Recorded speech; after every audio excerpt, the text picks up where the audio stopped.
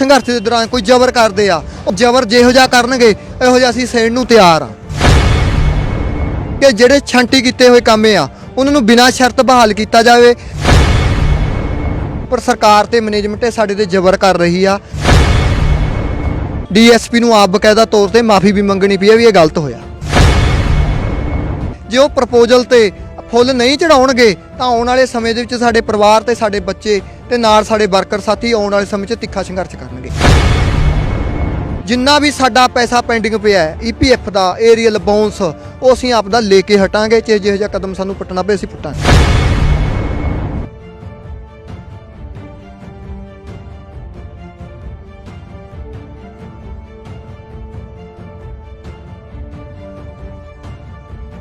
जी sign TV देख रहे सारे दर्शकों का स्वागत है। अज परिवारों के समेत CHP ठेका कामिਆਂ की तरफ तो एक बार फिर तो बिजली बोर्ड हैड ऑफिस के बाहर मोर्चा खोलिया गया सी, लेकिन पुलिस वालों 2 बजे तो जिहड़ा कि ठेका कामिਆਂ ਨੂੰ मीटिंग के दौरान जिहड़ा कि मीटिंग का झूठा लारा ला के जिहड़ा गिरफ्तार किया गया सी। लेकिन हुण जिहड़ी कि गलबात हुई है मीटिंग की गल आखी गई है। एक बार फिर तो गलबात देखते हैं कि की गलबात हुई है। बलिहार सिंह जी साडे नाल सूबा प्रधान ने जिहड़े कि CHP ठेका कामिਆਂ ਦੇ ਉਹ मौजूद ने। बाई जी की गलबात हुई है प्रशासन के नाल? हुण 9 तरीक की मीटिंग दी गई एक बार फिर तो जी सर, साडे जिहड़े लगातार पावरकॉम CHP ठेका कामे ਦੀਆਂ ਮੰਗਾਂ ਨੂੰ ਲੈ ਕੇ लगातार एजीटेशन कर रहे हैं, चाहे वो किरत विभाग होवे, चाहे किरत मंत्री होवे, चाहे पावरकॉम की मैनेजमेंट होवे ते चाहे कैप्टन अमरिंदर सिंह पंजाब सरकार का कोई भी नुमाइंदा होवे, साडीਆਂ ਮੰਗਾਂ ਨੂੰ ਲੈ ਕੇ लगातार एजीटेशन चल रहा है। ਅੱਜ ਅਸੀਂ ਫੇਰ 2 फरवरी ਨੂੰ ਜਿਹੜਾ ਧਰਨਾ ਰੱਖਿਆ ਸੀ ਇੱਥੇ, परसों भी साडी मीटिंग हुई सी। साडी मंग पिछे भी तुसीं देखिया साडे लगातार इत्थे परिवार दे बच्चे 36 घंटे बैठे आ, जिहदे विच साडे परिवारां ते बच्चिਆਂ ਦੀ ਇਹ ਮੰਗ ਸੀ कि ਜਿਹੜੇ ਛਾਂਟੀ ਕੀਤੇ ਹੋਏ ਕੰਮ ਆ ਉਹਨਾਂ ਨੂੰ ਬਿਨਾਂ ਸ਼ਰਤ ਬਹਾਲ ਕੀਤਾ ਜਾਵੇ, ਛਾਂਟੀ ਦੀ ਨੀਤੀ ਪੱਕੇ ਤੌਰ ਤੇ ਰੱਦ ਕੀਤਾ ਜਾਵੇ, ਹਾਦਸਾ ਪੀੜਤ ਪਰਿਵਾਰਾਂ ਨੂੰ ਮੁਆਵਜ਼ਾ ਦਿੱਤਾ ਜਾਵੇ। ਇਹ ਤੇ ਹੋਰ ਜਿਹੜੇ ਕੰਮ ਆ CHP ਵਾਲੇ ਉਹਨਾਂ ਨੂੰ ਵਿਭਾਗ 'ਚ ਲੈ ਕੇ ਰੈਗੂਲਰ ਕੀਤਾ ਜਾਵੇ। ਜਿਵੇਂ ਕਿ ਹਾਦਸਾ ਹੋ ਜਾਂਦਾ ਉਹਨਾਂ ਦੇ ਪਰਿਵਾਰ ਨੂੰ ਕੋਈ ਨੌਕਰੀ ਦਾ ਕੋਈ ਮੁਆਵਜ਼ੇ ਦਾ ਜਿਹੜਾ ਪ੍ਰਬੰਧ ਆ ਉਹ ਸਰਕਾਰ ਤੇ ਮੈਨੇਜਮੈਂਟ ਵੱਲੋਂ ਨਹੀਂ ਕੀਤਾ ਜਾਂਦਾ, ਜਿਹਦੇ ਕਾਰਨ ਅੱਜ ਅਸੀਂ ਇੱਥੇ ਐਜੀਟੇਸ਼ਨ ਕਰ ਰਹੇ ਸੀ। ਪਰ ਮੈਂ ਤੁਹਾਨੂੰ ਦੱਸਦਾ ਐਜੀਟੇਸ਼ਨ ਦੇ ਦੌਰਾਨ परसों भी साडे नाल गलबात कराई गई, चौथे भी असीं गलबात की। जिहड़ा पिछला हफ्ता लंघिया असीं लगातार डायलॉग 'ਚ सीगे मैनेजमेंट दे, उन्हां नूं एक गल कही सी भी तुसीं चिट्ठी पत्र जारी कर दो, असीं मंगां हल करन बारे जो भी तुसीं करदे हो। पर इत्थों दा प्रशासन सानूं गलबात लई ले के जांदा गैसट हाउस, उत्थे गलबात हुंदी आ ते पत्र जारी करन बारे भी गलबात हुंदी आ। असीं ये गल कहने भी असीं सोच विचार के आपदी कमेटी नाल दस्सांगे, पर हुंदा की आ कि उत्थे साडी सानूं पुलिस जिहड़ा मॉडल टाउन है उत्थे ले जाते आ ते उत्थे ले जाके साडे नाल काफ़ी तशद्दद करते आ। पर असीं आपदी हार नहीं मन्नी, असीं आपदा उत्थे पूरा जिद्दोजहद कीती आ। साडे परिवार साडे बच्चे इत्थे लगातार एजीटेशन कीती आ ते जिथे कि शाम नूं उन्हां नूं पत्र जारी करने पे आ, नाल रिहा भी करने पे आ। मजबूर हो के करने पे? बिल्कुल बिल्कुल, ये साडे परिवारां ते बच्चिਆਂ ਦੀ देन आ। DSP नूं आप बकायदा तौर ते माफ़ी भी मंगनी पई है भी ये गलत होया। लेकिन हुण की गलबात हुई है कि दिलासा दिता गया कि लारे लाए सीगे पहला जिवें कि मीटिंग कई बार हो चुकियां ने लेकिन कोई हल नहीं निकलिया सी। अज फिर मीटिंग का दलाला दिता 9 तरीक नूं, किस दिन मीटिंग मिली है ते किहड़ा समा मिलिया?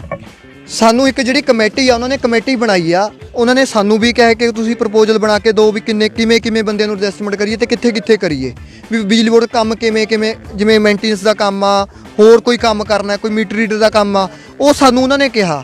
ਅਸੀਂ ਉਸ ਗੱਲ ਤੇ ਕਿਹਾ ਵੀ ਕੋਈ ਗੱਲ ਨਹੀਂ, ਜੇ ਪ੍ਰਪੋਜ਼ਲ ਬਣਾ ਕੇ ਵੀ ਦੇਣੀ ਅਸੀਂ ਤਾਂ ਕਨੈਕਸ਼ਨਾਂ ਦੀ ਗਿਣਤੀ ਵੀ ਦੇ ਦਾਂਗੇ, ਕਿੰਨੇ ਲੱਖ ਕਨੈਕਸ਼ਨ ਹੋ ਗਏ ਤੇ ਕਿੰਨੇ ਲੱਖ ਮੁਲਾਜ਼ਮ ਆ, ਠੀਕ ਹੈ ਨਾ, ਸਾਰਾ ਕੁਝ ਮਤਲਬ ਅਸੀਂ ਕਿਹਾ ਹੈ। ਇਹ ਆਉਣ ਵਾਲੇ ਸਮੇਂ ਦੇ ਵਿੱਚ ਅਸੀਂ ਉਹਨਾਂ ਨੂੰ ਪ੍ਰਪੋਜ਼ਲ ਬਣਾ ਕੇ ਦੇਵਾਂਗੇ।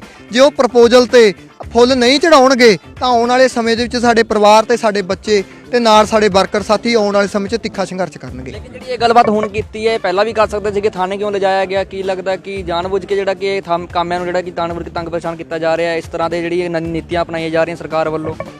ਇਹ ਸਾਰਾ ਕੁਝ ਜਿਹੜਾ ਜਾਣਬੁੱਝ ਕੇ ਵਾਲਾ ਹੀ ਆ।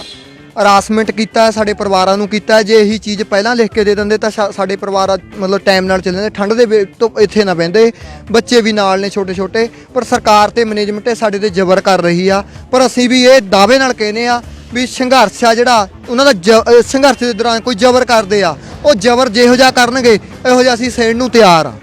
पर अपनियां मंगां दा जिहड़े कड्ढे होए काम आ, हादसा पीड़त परिवारां मुआवजा दिवाउण लई, नौकरी दा प्रबंध कराउण लई ते छांटी कीते कामे नूं बहाल कराउण लई, विभाग 'च हो के रैगूलर करवाउण लई, आ बकाया एरियल जारी करवाउण लई, जिन्ना भी साडा पैसा पेंडिंग पिया है EPF दा एरियल बाउंस ਉਹ ਅਸੀਂ ਆਪਦਾ ਲੈ ਕੇ ਹਟਾਂਗੇ। ਚਾਹੇ ਜਿਹੋ ਜਿਹਾ ਕਦਮ ਸਾਨੂੰ ਪੁੱਟਣਾ ਪਏ ਅਸੀਂ ਪੁੱਟਾਂਗੇ।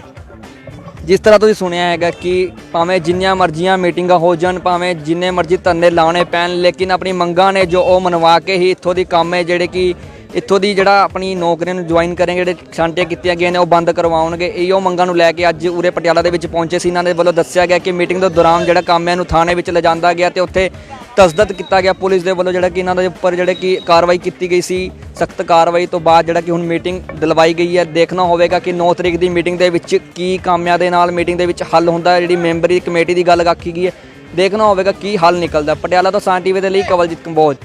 ਹੁਣ ਸਮੱਸਿਆ ਭਾਵੇਂ ਕਿੱਡੀ ਵੀ ਵੱਡੀ ਹੋਵੇ, ਤੁਹਾਨੂੰ ਘਬਰਾਉਣ ਦੀ ਨਹੀਂ ਲੋੜ। ਤੁਹਾਡੀ ਹਰ ਸਮੱਸਿਆ ਦਾ ਤਾਂਤਰਿਕ ਵਿਧੀ ਦੁਆਰਾ ਸਵਾਮੀ ਕ੍ਰਿਸ਼ਨਾ ਜੀ ਕਰਨਗੇ ਸਮਾਧਾਨ। ਤੁਸੀਂ ਰੋਂਦੇ ਹੋਏ ਆਓਗੇ ਤੇ ਹੱਸਦੇ ਹੋਏ ਜਾਓਗੇ। ਜਿਵੇਂ ਕਾਰੋਬਾਰ 'ਚ ਘਾਟਾ, ਲਵ ਮੈਰਿਜ, ਵਸ਼ੀਕਰਨ, ਗ੍ਰਹਿ ਕਲੇਸ਼, ਪਤੀ ਪਤਨੀ 'ਚ ਅਣਬਣ, ਕੀਤਾ ਕਰਾਇਆ, ਕੰਮ ਬਣਦੇ ਬਣਦੇ ਵਿਗੜ ਜਾਣਾ, ਮਨ ਚਾਹਾ ਪਿਆਰ, ਵਿਦੇਸ਼ ਯਾਤਰਾ, ਦੁਸ਼ਮਣ ਤੋਂ ਛੁਟਕਾਰਾ, ਸੰਤਾਨ ਪ੍ਰਾਪਤੀ, ਘਰ 'ਚ ਖੂਨ ਦੇ ਛਿੱਟੇ ਆਉਣਾ, ਇਹਨਾਂ ਸਾਰੀਆਂ ਸਮੱਸਿਆਵਾਂ ਦਾ ਘਰ ਬੈਠੇ ਹੀ ਕਰਾਓ ਸਮਾਧਾਨ। ਆਪਣੇ ਹਰ ਦੁੱਖ ਨੂੰ ਸੁੱਖ ਵਿੱਚ ਬਦਲਣ ਲਈ ਹੁਣੇ ਕਾਲ ਕਰੋ।